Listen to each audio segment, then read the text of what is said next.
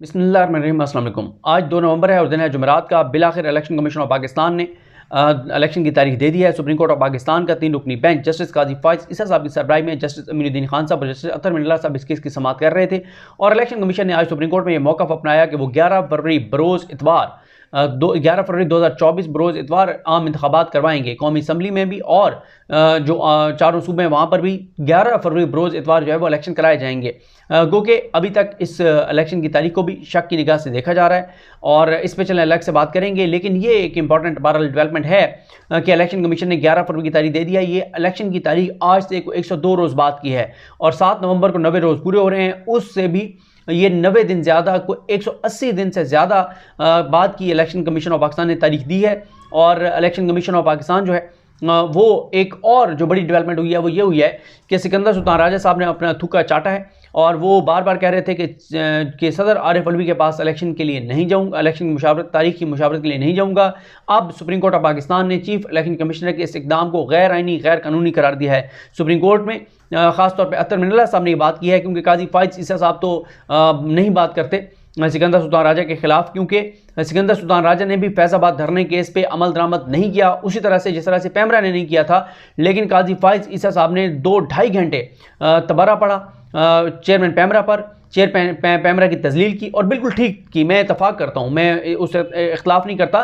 कल बहुत से सहाफ़ी हमारे हैं उनके दिल में जो है वो सलीम बेग जो चेयरमैन पैमरा है उनका दर्द जाग गया और उन्होंने बड़े उनको डिफेंड किया कि वो बड़े ऑनरेबल मैन हैं। अगर वो ऑनरेबल मैन होते तो कब के जा चुके होते।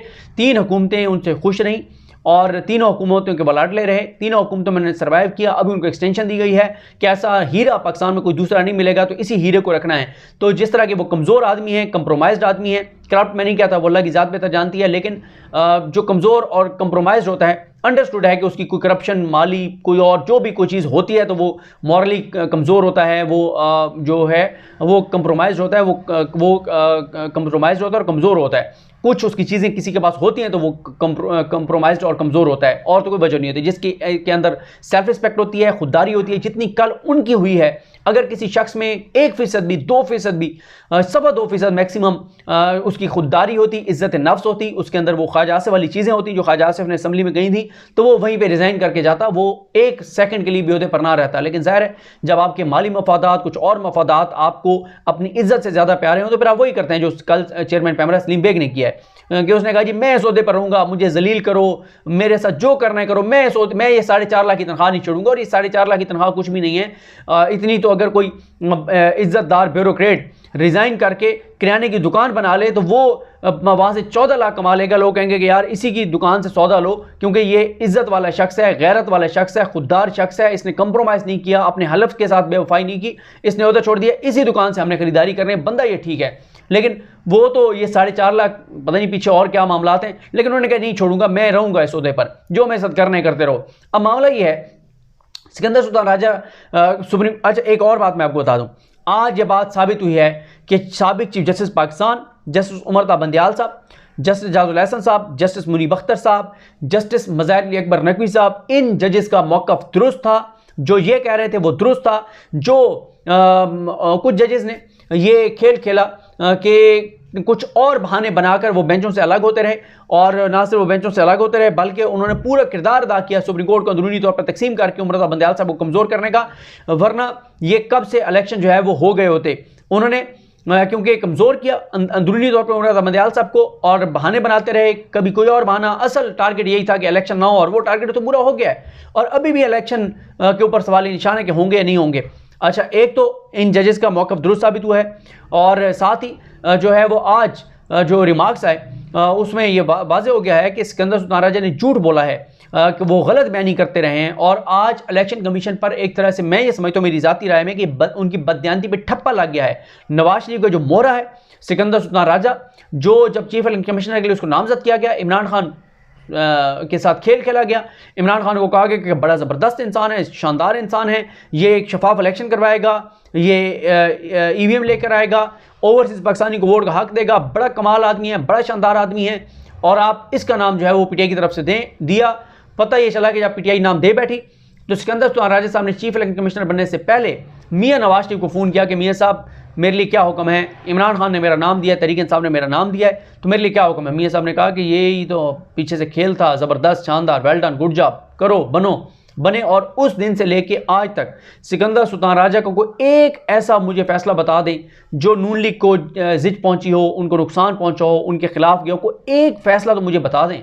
बाकी उनके दर्जनों फैसले हैं। अभी भी आप देखें कि तहरीक इंसाफ के खिलाफ एक के बाद एक फैसला, अभी जो उन्होंने बल्ले के निशान वाला फैसला सुनाया था, मेरे ख्याल अगस्त में सुनाया था, आज तक अगस्त गुजर गया, सितंबर गुजर गया, अक्टूबर गुजर गया, नवंबर आ गया, चौथा महीना आ गया, अभी तक उन्होंने उसका रिटर्न ऑर्डर जारी नहीं किया।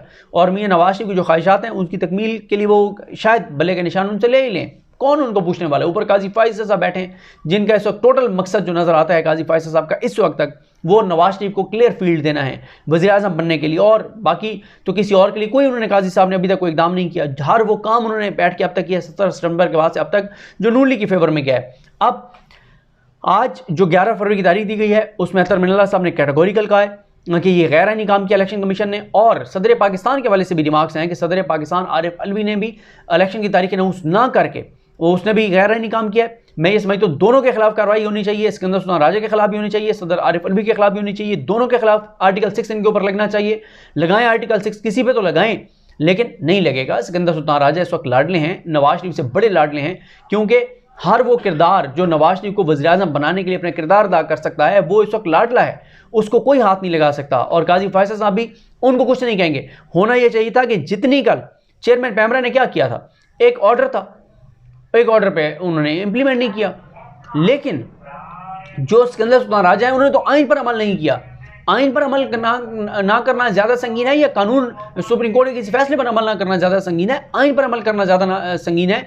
लेकिन होना यह चाहिए था कि उसको आज बुलाते। अगर कल 2-2.25 घंटे उसको जलील किया गया है सलीम को, जो कि ठीक किया गया है, तो इनको तो 4 घंटे खड़ा करके और इनको जलील किया जाना चाहिए था सिकंदर सुल्तान राजा को, कि जो इसने काम किए हैं, पाकिस्तान को नुकसान पहुंचाया है। लेकिन नहीं, ये लाडला है, इसको कुछ नहीं कहा जा सकता। हाँ, थोड़े से तो रिमार्क्स जाहिर है, आप थोड़ा से तो रिमार्क्स देने हैं, थोड़ा सा तो दिखाना है कि सुप्रीम कोर्ट इंडिपेंडेंट है, वरना सिकंदर सुल्तान राजा के खिलाफ तो सुप्रीम कोर्ट को कहना चाहिए था कि इसके खिलाफ जो है वो रेफरेंस दायर होना चाहिए सुप्रीम जुडिशल काउंसिल में, और इसको तो सैक करना चाहिए। ये शफाफ इलेक्शन करवाएगा सिकंदर सुल्तान राजा, जिसका नजर आ रहा है कि वो क्या इकदाम कर रहा है, जिसने मोहसिन बेग का नाम सेलेक्ट किया वज़ीर-ए-आज़म पंजाब के लिए, और अब जाके वहाँ पे जिस तरह से खुश होकर दोनों भाई बैठे थे, मोहसिन नकवी, ये सारे एक तरह का मटीरियल है। मोहसिन नकवी हो गए, सिकंदर सुल्तान राजा हो गए, चेयरमैन पैमरा सलीम बेग हो गए, ये सारे एक ही तरह का मटीरियल हैं, और जिनका आपको नज़र आ रहा है सारी चीज़ें। अब सूरत हाल इस वक्त ये है कि 11 फरवरी की जो तारीख है उस पर सुप्रीम कोर्ट ने कहा है कि आप सदर पाकिस्तान आरिफ अलवी से मुशावरत करें। आरिफ अलवी से जो मुशावरत होगी उसके बाद अब कल सुप्रीम कोर्ट ऑफ पाकिस्तान को तहरीरी तौर पर जो है वो आगाह किया जाएगा। अच्छा, आज वो सहाफ़ी कहाँ हैं जो कहते थे कि जो जैसे औलाद अपने वालिद को डिफेंड करती है, इसी तरह से वो सिकंदर सुल्तान राजा को डिफेंड करते थे कि वो बिल्कुल ठीक कर रहे हैं सदर के पास मुशावरत के लिए ना जाकर। और ये बात भी ध्यान में रखें, जब सदर ने मुशावरत के बुलाया चीफ इलेक्शन कमिश्नर को, तो एक किरदार है वो भी इसी तरह का मटीरियल है, जिस तरह की ये 3-4 मटीरियल, जिन 3-4 के मैंने नाम लिए, उसने पहले बता दिया था कि सिकंदर सुल्तान राजा नहीं जाएगा मुशावरत करने के लिए, और वो ख़त लिखेगा और ख़त में ये बातें लिखेगा। वही सेम चीज़ें हुई, और उस वक्त तक इलेक्शन कमीशन की मीटिंग ही नहीं हुई थी। मीटिंग से पहले एक शख्स ने बता दिया था और वही हुआ, और वो उसका इलेक्शन कमीशन में कोई रोल नहीं है। तो इसका मतलब है कि फैसले कहीं और हो रहे थे, और सिकंदर सुल्तान राजा को तो उससे कम्युनिकेट किया जा रहा था, और सिकंदर सुल्तान राजा ने कह दिया कि जनाब मैं नहीं जाऊँगा सदर के पास मुशावरत के लिए। अब किस मुँह से जाएंगे, अपना थूका चाटेंगे, जो कहते थे कि मैं नहीं जाऊँगा, अब जाएंगे सदर से मुशावरत करेंगे, सदर से मुशावरत के बाद जो है वो ये तारीख देंगे। अब जो है वो देखते हैं कि क्या सदर के साथ मुशावरत होती है।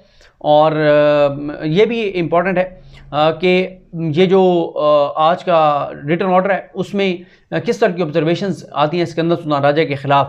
लिखना चाहिए सुप्रीम कोर्ट को कि उसने गैर आईनी काम किया, गैर कानूनी काम किया, ताकि उस सुप्रीम कोर्ट के फिर हुक्मनामे की बुनियाद पर रेफरेंस इनके खिलाफ जा सकता है कि आपने ख़ुद लिखा है जनाब कि ये गैर आईनी इसने काम किया, गैर कानूनी काम किया, और इसने इलेक्शन नहीं करवाया, और इसने सदर से मुशावरत नहीं की, तो अब आप इसके खिलाफ सुप्रीम जुडिशल काउंसिल इसके खिलाफ कार्रवाई करें, तो फिर इम्तिहान शुरू हो जाएगा। लेकिन कार्रवाई नहीं होगी सिकंदर सुल्तान राजा साहब के खिलाफ जब तक काजी फाइज़ इसा साहब सुप्रीम जुडिशल काउंसिल के सरबराह हैं, तब तक तो नहीं होगी, क्योंकि सिकंदर सुल्तान राजा साहब नून लीग के करीब हैं। तो नून लीग के करीब जो भी होगा उसके खिलाफ काजी साहब ना तो कोई रिमार्क ज़्यादा देंगे, ना कोई इकदाम करेंगे, चाहे वो आइन को जितना मर्जी पामाल करे। लेकिन 11 फरवरी की अब तारीख दी गई है, कल तक का वक्त दिया गया है, कल रिटर्न जवाब जमा कराना है सदस्य मशावरत के बाद इलेक्शन कमीशन ऑफ पाकिस्तान ने। मुझे अपनी दुआ में याद रखें। अलग हम सबका हमें नासरो। अल्लाह हाफिज़।